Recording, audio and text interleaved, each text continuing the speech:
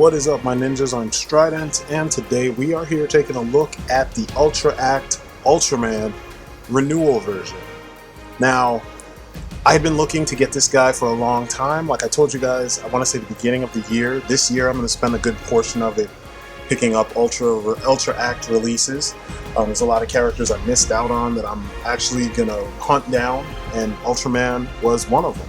Ultraman is one of my favorite superheroes stemming back to my childhood. He's one of those characters my dad introduced to me, and it kind of pains me that I got this action figure the year that the 50th anniversary version is about to come out. But I already paid for mine. I got it on pre-order. That should be coming in a couple months. I want to say it's somewhere along August, around the same time that the Batman v Superman Mayfex figures drop. But look how gorgeous this thing looks. And there's a special set that comes with Baltan and Ultraman and buildings and Baltan's ship and parts effects and all this stuff. I only got the Ultraman. I didn't want to go crazy. Maybe if I run into more money, I'll just put it back into it and switch over to the set with everything. But for now, we're going to look at the Renewal version. There are a lot of things on this figure that it's a kind of a mixed bag, I guess. Nothing is negative. Everything works. But you know, seeing the 50th anniversary version, I'm like, man, I'm so glad I'm actually getting that. But this figure does a great job capturing everything that is Ultraman. I mean, his collegiate, or you know, what do they call that, Greco-Roman wrestling kind of stance, his sumo stance. You can easily do it. The arch in his back looks right. The proportions look right. He doesn't look really skinny, and he's not gangly like the first version that was released. The paint is crisp. It's so beautiful. Whatever they did with the eyes, you know how Kamen Riders have compound eyes? They put something reflective behind his eyes, so they're always reflecting light. So he's always bright and always, you know, it always looks like his eyes are active, and I love that. He's a little bit bigger. Ultra-act figures in general, with the exception of Gridman, they seem to be a little bigger than your SH Figuarts. I was hoping they would be in the 10-inch range, you know, 9-10 inches, but they're all like, you know, 5.5, 6 inches. I think Ginga is almost 7. For some reason, Ginga is huge. But I love this figure. I waited a long time to get it, and you know how it goes. I'm going to show you all the things about him that make him worth the purchase. The good, the bad, which there really isn't really any bad, and the in-between. But I just have to start off by saying I am super geeked to have this figure add to the collection of happiness that I'm trying to build. And yeah, I'm glad I'm getting an opportunity to share this with you guys. So stay tuned, and let's look over this awesome figure.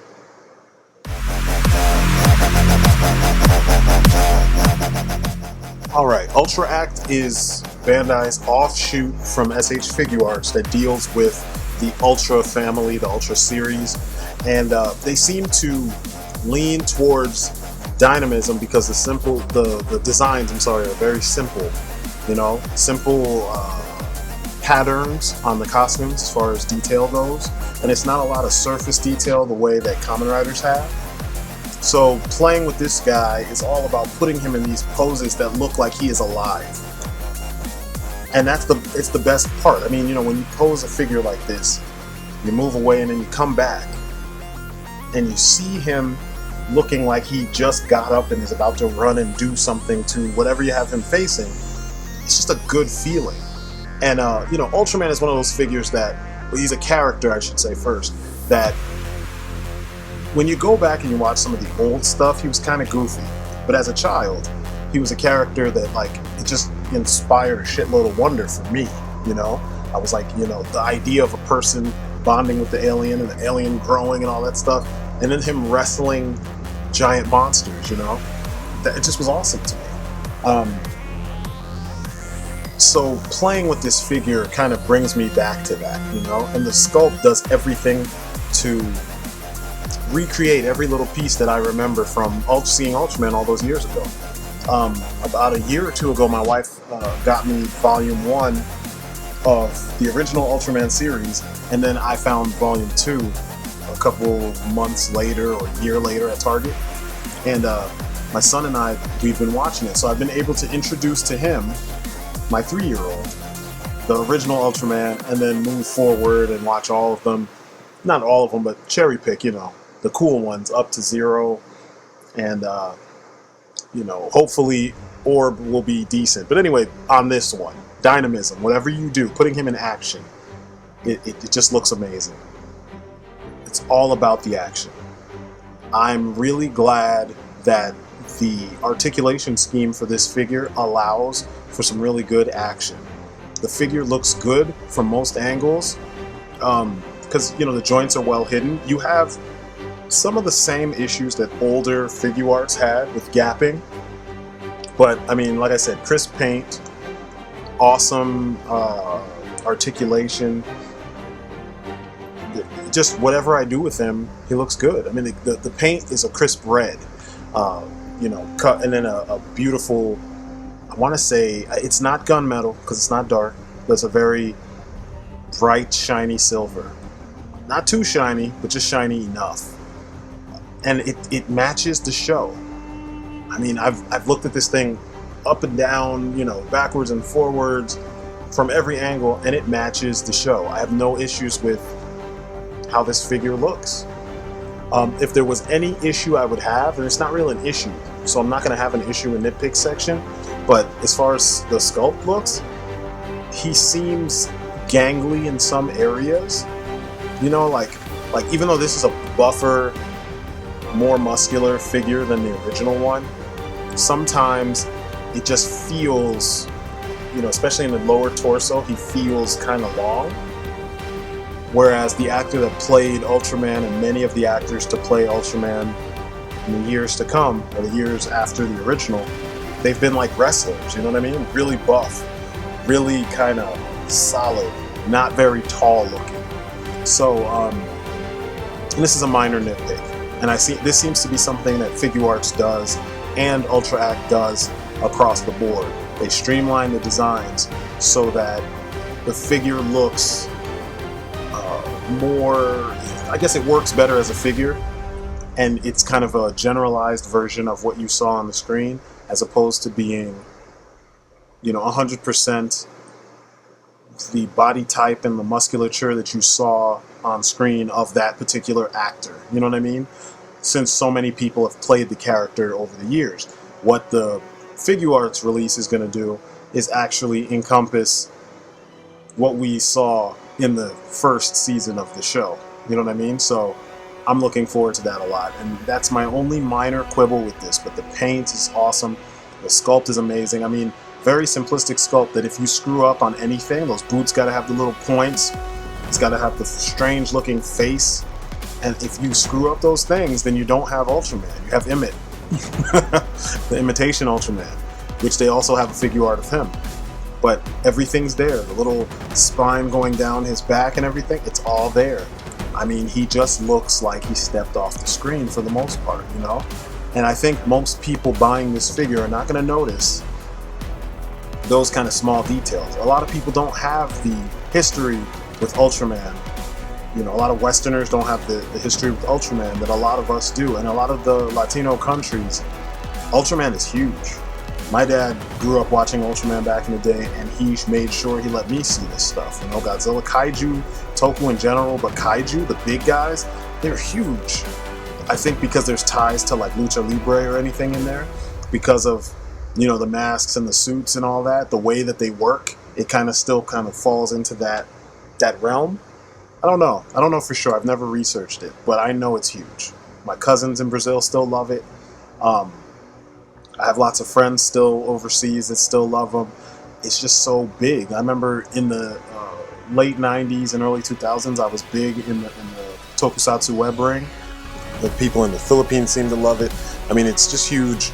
They're huge all over. But anyway, the point is, these guys look really good together. They have all these details that tie them together as a unit, you know, as a family, quote unquote, of characters, and I love it. The little details, like the little eye holes on the Showa era Ultraman, right near the corner of their eyes, where they're the peepholes for the actor. Details like that, that's what makes these designs. And all that is captured here in spades. So, you know, props to him for all that. Now we get on with the comparison. I want to do a short comparison of the Ultra-act figures that I have. You can see that Ginga towers over the others, with Gridman being more on the smaller side. I was about to say Mebius, wow. Zafi is a little bit shorter than you know, Hayato or original Ultraman. Just a little bit. It's like a little bit of a shoulder higher difference. But you can see that they're pretty close. Now, most of the figure arts stand about 5 inches, so this was a generalization. I didn't really have to go into too much detail, but you can see he kind of stands over them by a head and shoulders. I didn't need to put him next to Ichigo because he's a figure art. He's about the exact same size as Akiba Red. And, you know, this is something legendary that I had dreamed about for a long time, since I was a little kid, wanting to have an awesome Kamen Rider figure, you know, Ichigo, and an Ultraman figure that I could play with, you know, independently or together. I mean, it's like Batman and Superman, you know what I mean? So yeah, I'm content. I'm very content. I know I could harp on the fact that, you know, I had the fortune or misfortune of shelling out the money, which wasn't very much, for this guy. The same, a couple months from when they're releasing the 50th anniversary SH Figure Arts version, but I'm not complaining. Awesome figure, like I said. The scale of the figure is okay.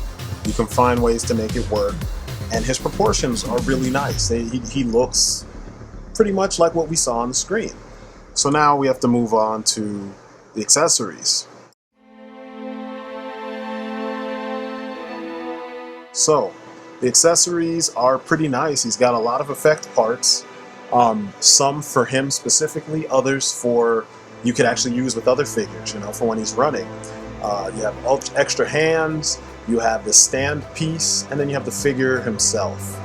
Oh, I forgot to mention the color timer. You have the color timer crystal parts as well.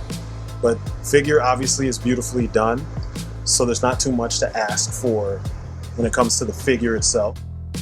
So we have splayed open action hands, fists for obviously punching fools, chopping hands, or flight hands, or Specium Ray hands, as well as the Specium Ray with a hand connected to it. That's how all these Ultras are. And the Ultra Slash, we have that too. For a while I had forgot what that thing was called, because, you know, he doesn't speak. They didn't give us effect parts for other things like the Attack Ray or the Slash Ray or, you know, all that kind of stuff. But we also have these ground effects, so that when he's running or if he's pushing something, you know, you can make it look a little bit more dramatic and actually put those by their feet or the knees or whatever, and I'll illustrate that later on.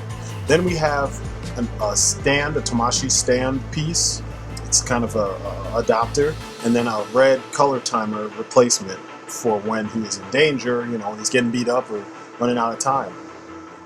Then there's some calm hands, which I had on the figure. The calm hands, just, you know, so he can gesture to whatever human he's about to save or being he's about to save, and, you know, communicate that I will be your host, or you can be my host. I will give you my energy to save you. And then, this was the part that cracked me up. But I love these little touches. They gave him the victory / peace sign hand. Something awesome.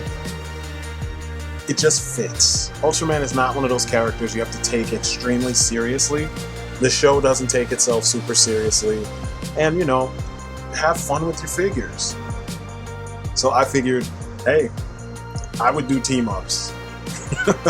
So, this is things that my childhood self would have loved to do, and I would have had the time to actually do it. So, you can have him in his team ups and he looks cool. And there you go, seeing the flying hands, so you can see what he does, or what he looks like, I'm sorry, while he's flying. I don't know, they gave you the right pieces. He looks good. Here is the slash, ultra slash effect part, and it looks pretty effective. It would have been nice if they had given you one that you could remove from the hands, or one that was separate, just the slash itself. But it looks good.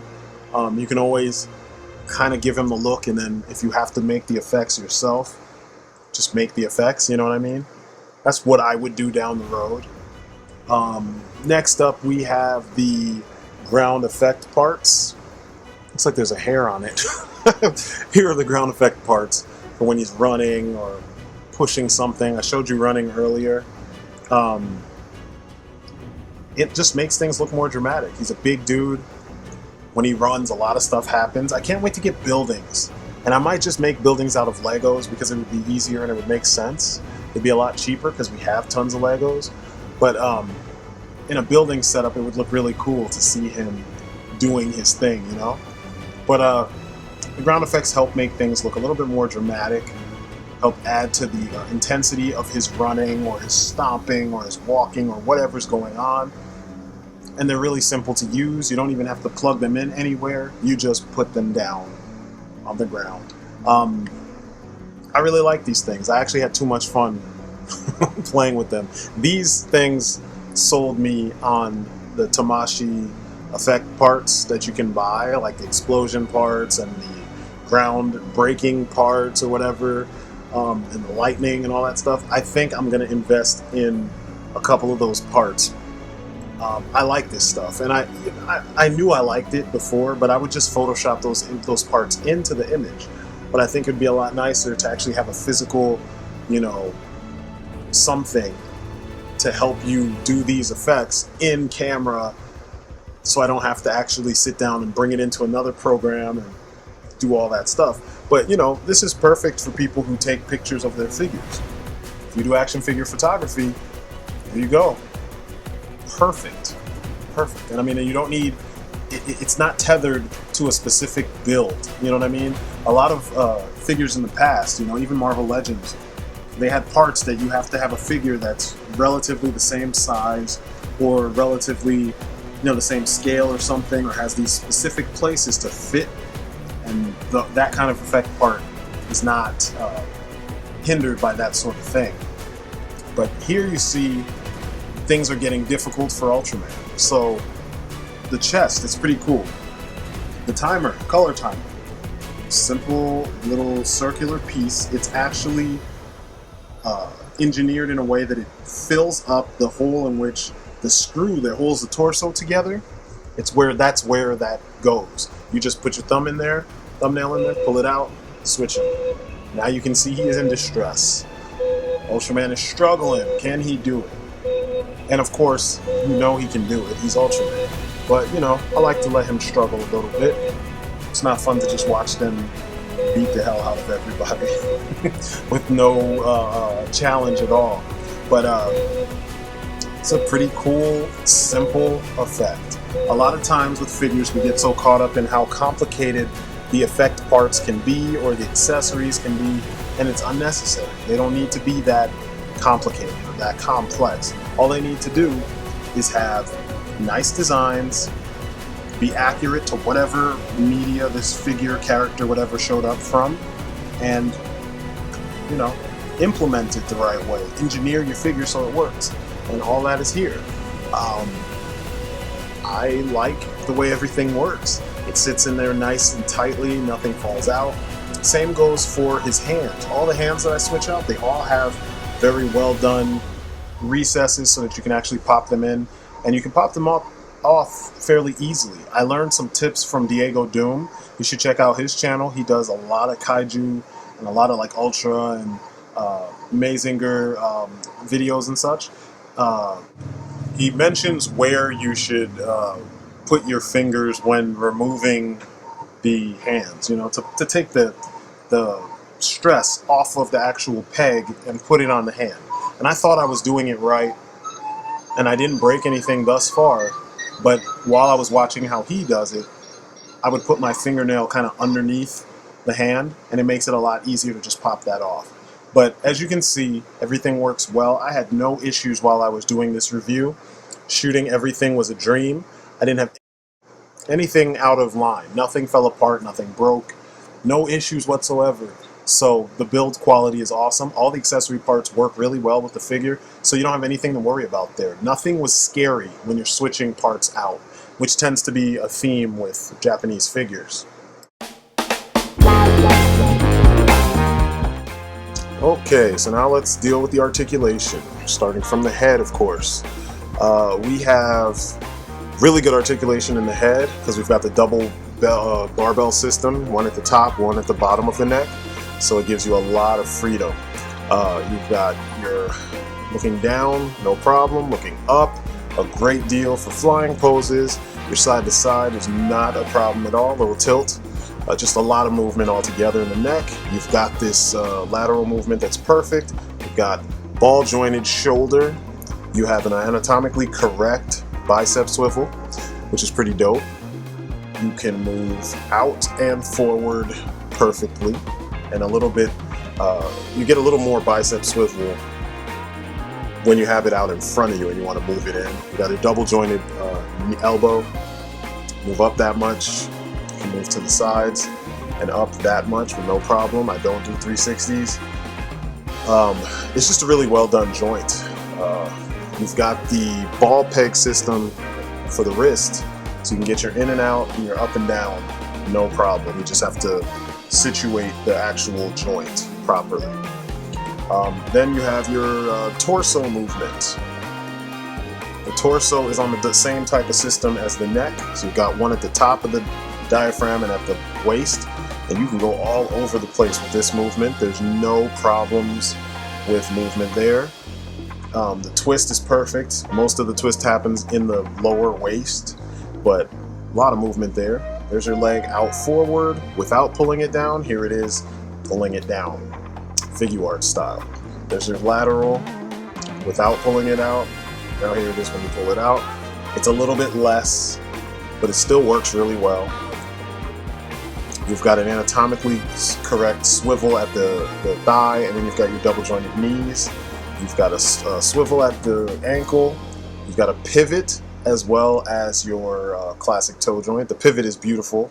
And the toe joint, something I don't really use that much. But as you can see, this guy can do just about anything you need him to do, especially signature poses from Ultraman, you know, things you saw him do in the show, which is, like I always say, it's exactly what you want in your figure.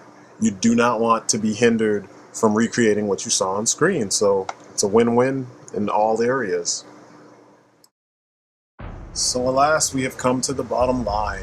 It's my favorite part. So, if you are a fan of Ultraman, there are a handful of options out there. There's all the cheapo figures, there's all the vinyls, there are, you know, some really obscure figures from Bandai that didn't go past the release of Ultraman specifically, like the one for the movie, the next, and the one for, which I'm actually looking for that figure, and the one for, there was I want to say it's been bootlegged a lot, but anyway, the bottom line is, this is one of the better versions of Ultraman out there, especially until the 50th anniversary version comes out, which will not be around for very long. This figure captures the heroic essence of the character. I don't feel like I'm missing anything, you know what I mean? I don't feel like, even though I know there's a better one on the horizon, I don't feel like having this one, I still missed out on anything. I feel like it's still the total package. Everything's still there. The paint is phenomenal. Nothing's chipping off. I know I don't have a bootleg. It's just a really well done figure. And I mean, you should expect this when it comes to Bandai, because no matter what the price point, they always give you beautiful figures. I think that in this case, they did everything that they needed to do to capture this figure, to capture this character in figure form. I don't know, there's not much else to ask for. A lot of figures try to wow the collector with lots of unnecessary pieces of stuff, you know what I mean? Lots of little accessories, lots of parts that go to other characters, and sometimes that's warranted. But this right here is for you know, the hardcore fans, people who grew up with Ultraman, people who love the Ultra family, and you want the character and you want the basics of what they can do. Yeah, there are effect parts that you can get, and if you combine them with other figures, you get the full effect, you know, menagerie when it comes to these guys. But as far as having this giant hero that wrestles the shit out of kaiju and beats the hell out of them, saving the world from all manner of beasts from, you know, the great beyond, this is what you want, you know, and it looks good. I had fun. I had so much fun. That's why this review took so long. I spent more time playing with this figure than I did shooting the review. And to be honest with you, that's pretty much what you want when you get a figure. I've said it before. If your figure sits on a shelf after you buy it and you never play with it again, that wasn't a good purchase, unless that's the way you collect. For me, I want to play with my figures. I want to, when I walk past the shelf or if I see the figure, I want to pick it up and play with it and actually remember what it is about that character that I love. And this definitely does that for me. It definitely gets me to feel like I was a little kid again, because this is what I wanted. I never had an Ultraman figure growing up. I always wanted one, but and if I did, I think it was a vinyl and he couldn't move. So I can't remember. I can't really remember, but I know I always wanted an Ultraman figure that I could actually play with. Because he is an Ultra-act figure and it's done in the vein of SH Figure Arts, he is kind of light, so some people might be turned off by that. He's not a hefty feeling figure, but if that kind of stuff doesn't bother you, this is one of the best representations of the character that are out there. So I would definitely look into it. These days you can find him for under $30, you know, or about $30, $35 something plus shipping, you know, or including shipping. I hunted around a lot. There are a lot of American sellers that have this figure in particular. A lot of American sellers seem to have most of the Ultra-act line, so you will be seeing more of these in my collection. I got the Tamashii web exclusive version of Zafi, and I'm going to be reviewing that. There's lots of effect parts that I will be picking up for these guys because I really enjoy the Ultraman series. Me and my son spent a great deal of time watching that show and all the different spin-offs, you know. But with our favorites being, you know, Hayata, the original, and Zero. But anyway, let me get into some of this Renewal, or I'm sorry, 50th anniversary version. You can see there's a difference in size. Figure Arts is usually a little bit smaller than Ultra-act, and that's how you know what line it came from. But as far as looking at how clean he is and how show accurate he is, the lighting is a little different on these images, but you can clearly see they did their thing. I mean, I was thoroughly impressed. When I saw that, for a second, I was like, wait a second, that's the toy? You can see that the back is cleaner. You can see that even the shoulder joints, they're cleaner. All the joints are cleaner, especially in the hips. You don't have the pull-down, gappy, old-school Figure Arts hips. You have the new school you know, Renewal figure hips. I like them. I really like that look. I think it's a more effective look. But I'm excited to get this figure. But that excitement does not take away from the excitement I felt and I feel playing with this guy. So if you are looking for an awesome Ultraman figure, one with, you know, great articulation, an awesome paint job, and the proper accessories, this is the one. He is pure fun to play with, fun to pose, fun to look at. And, you know, if you're a big fan of the Ultra series, then it's a perfect jumping on point and you won't be disappointed. So, you know, I highly recommend this guy, especially if you don't have the money to shell out for the 50th anniversary version that's coming out in a few months. So anyway, I'm STRYDENT. This has been my review of the Ultra-act Ultraman Renewal version. This is my story and I'm sticking to it. I hope you guys dug it. Like I said, highly recommend it. And you guys have been great. I will catch you on the next video. Peace outside.